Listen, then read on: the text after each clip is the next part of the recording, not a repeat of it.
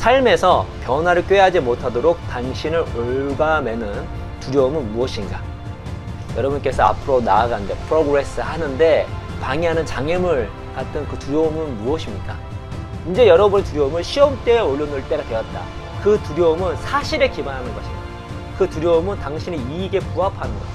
그 두려움은 건강한 목표의 추진에 도움이 되는가? 만약에 이 세 개가 다 검증이 되잖아요? 이건 정당한 두려움입니다. 정말 여러분께서 성장하기 위해서 무조건 극복을 해야 될, 이거는 정말 체계적으로 준비해서 극복해야 될 두려움이고요. 그렇지 않다면 이거는 뭐 큰 준비를 하지 않아도 그냥 마음속으로 극복할 수가 있습니다. 왜냐면 만약 이 세 개를 통과하지 못한 두려움은 실체가 없는 거거든요. 내 인생에 되게 밀접하지도 않고 뭔가 이렇게 실체가 없는 것 중에 하나일 수가 있습니다. 부정적인 감정의 뿌리에는 부족함 공포가 자리를 잡고 있다고 이야기를 합니다. 우리가 알고 있는 이런 부정적 감정들, 질투, 완벽주의, 거리두기, 이런 감정들의 뿌리에는 공포가 자리를 잡고 있다는 거죠. 공포의 뿌리를 둔 부정적 감정들이 우리를 정신적으로 압박하고, 이것이 우리가 행복한 삶을 살지 못하고 불행하게 되는 그런 원인이 된다고 이야기를 합니다. 부족한 공포를 어떻게 극복할 수 있을까요? 책에서는 3단계로 제시를 하는데, 1단계가 바라보다, 2단계가 대면하다, 3단계가 대체하다입니다.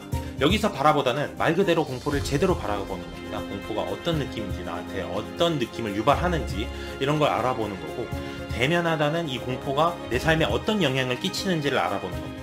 나아가서 내 주변 사람들에게는 또 어떤 영향을 끼치는지 알아보는 과정이고요. 우리가 두려워하는 실체에 대해서 알아야 되는데, 내 머릿속에 떠오르는 단어들로 끝까지 생각이 안 날 때까지 써보라고 하는 거예요. 저게 어떤 적이고 얼만큼 힘을 갖고 있고, 이게 진짜 실체가 있는 것인지 없는 것인지 알아야 되잖아요. 어떻게 한다? 한번 써보는 거죠. 여러분께서 썼던 것 중에 큰 물줄기가 있을 거예요. 아니면 특정 유형으로 묶을 수 있을 것입니다.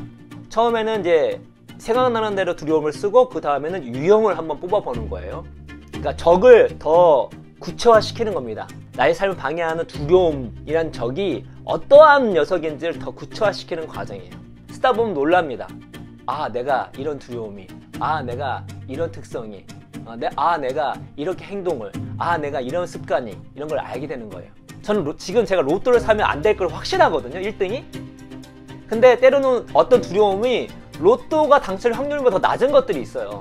그런 걸 알게 되면 두려움이 많이 사라집니다. 여러분, 그 두려움은 진지하게 직면을 해야 됩니다. 그리고 마지막 대체하다. 이것이 부족한 공포를 극복하는 핵심입니다.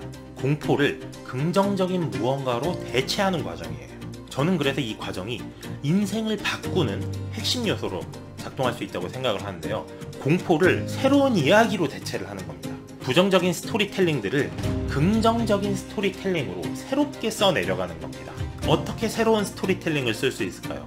첫 번째는 공포를 목적의식으로 대체하라입니다. 이 목적의식이라는 거는 나만 생각하는 게 아닙니다. 자신을 넘어서 이 세상에 내가 무언가 기여하겠다, 이런 마음가짐이 바로 목적의식을 갖는 거고요. 그래서 우리들에게 동기를 부여하는 아주 핵심적인 요소로 작동을 한다고 합니다. 목적의식이 되려면 내 삶의 대부분을 바칠 만큼 굉장히 설득력 있는 게 되어야 합니다. 나는 돈을 많이 벌기 위해서 의사가 되겠어, 이런 거는 목적의식이 될 수가 없어요.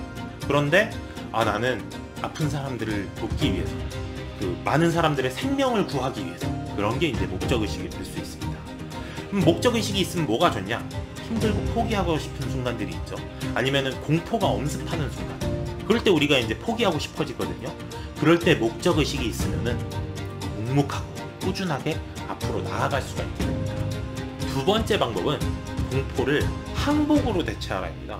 어떤 신이나 자연 같은 이런 거대한 힘이 내 부담을 덜어준다, 이렇게 생각하는 항복을 이야기를 합니다. 부적을 가지고 다닌다거나, 아니면 루틴, 반복적인 행동을 한다거나, 아니면 리추얼, 이런 의식, 이렇게 기도를 드린다거나 명상을 한다거나, 이런 식으로 마음의 부담을 내려놓을 수가 있다고 하는데, 저는 이것과 비슷한 개념으로 진인사 대천명이라는 말을 이야기해드리고 싶어요. 이게 뜻이 뭐냐면은 인간으로서 해야 할 일을 다 하고 하늘의 뜻을 기다린다, 이런 뜻입니다. 비슷한 말로 모사제인 성사제천이라는 말도 있습니다. 이게 무슨 뜻이냐면, 일을 꾸미는 것은 사람이나 일을 이루는 것은 하늘이다, 이런 뜻이에요. 이게 뭐냐면 결과는 우리가 통제할 수가 없는 영역입니다. 그럼 우리는 어떻게 해야 되냐? 결과가 나쁠까봐 전전긍긍하기보다는 지금 상황에서 내가 최선을 다하는 데 집중하는 게 훨씬 더 좋다. 이렇게 말씀을 드릴 수가 있습니다. 마지막 세 번째 방법은요, 공포를 웃음으로 대체하는 겁니다. 이게 공포는 우리를 부정적인 생각으로 끌고 가잖아요. 유머는 아주 잠깐이더라도 우리를 낙관적으로 만듭니다. 그리고 또 유머는 사람과 사람 사이에 유대감도 형성을 하고요. 특히 부정적인 상황에 처했을 때 이에 대처할 정신적 여유를 제공하기도 합니다. 어떤 과거의 부정적인 이야기들, 그로부터 이어지는 어떤 중압감을 해소하는 데 상당한 도움이 됩니다. 아니면 지금 당장 공포스러운 상황을 눈앞에 두고 있을 때도 유머로 해소하는 게 되게 도움이 돼요. 힘들 때 우는 건 삼류다. 힘들 때 참는 건 이류다. 힘들 때 웃는 자가 인류다. 중압감을 유머로 해소할 줄 아는 것, 이게 진짜 인류다. 이런 생각이 들더라고요. 여러분, 인생을 바꾸고 싶다면 과거의 부정적인 스토리를 미래의 긍정적인 스토리로 대체할 수 있어야 합니다. 그리고 여러분이 약점이라고 생각했던 것이 여러분만의 독특한 장점이 될 수도 있다. 요 점도 생각해 보시면 좋을 것 같아요. 실패하는 사람은 안 되는 이유 100가지를 말합니다. 성공하는 사람은 되는 이유 1가지를 찾습니다. 그것만 찾으면 바로 시도하고 성공으로 나아가는 거죠. 먼저 여러분을 가로막는 부정적인 것들을 한번 기록해 보세요. 이런 정당한 두려움에 대해서는 어떻게 한다? 계획을 세우고 물리칠 수 있는 시도를 한다. 이 계획을 잡을 때 단순히 머릿속으로만 하지 마시고 몸으로 겪어보고 또 더 나아가서 관련된 책이 있으면 책을 읽어보세요. 그러니까 직접 경험, 간접 경험을 통해서 계획을 세워보는 겁니다. 그리고 이렇게 세웠을 때 실제로 두려움을 극복하고 원하는 결과를 얻을 확률이 높아지는 것이죠. 창업을 하고 싶어요. 근데 두려움이 있는 거예요. 그러면 어떻게 이걸 할 수가 있을까요? 두려움을 극복할 수 있을까? 준비를 하는 겁니다. 내가 하려는 창업이 어떠한 일이며 정말 내가 창업을 할 만한 것인지를 검증을 해야 돼요. 최대한 직장을 갖고 있는 상태에서 알바를 하든지 돈은 안 받다 할지라도 경험을 해보든지 검증을 해보는 거예요. 정말 내가 이거를 할 만한 것인지, 수익성이 있는 것인지, 난 적성은 맞는지, 뭘 준비해야 되는지를 알아보는 기간을 갖습니다. 이런 것들을 준비해 놓는 거예요.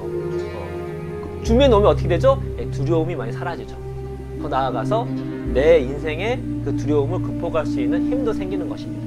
두려움이 여러분의 삶을 지배하는 것이 아니라 여러분이 두려움을 지배해서 여러분이 원하는 삶을 사시기를 바라면서 오늘 이야기는 이것으로 마치도록 하겠습니다. 여러분 감사합니다.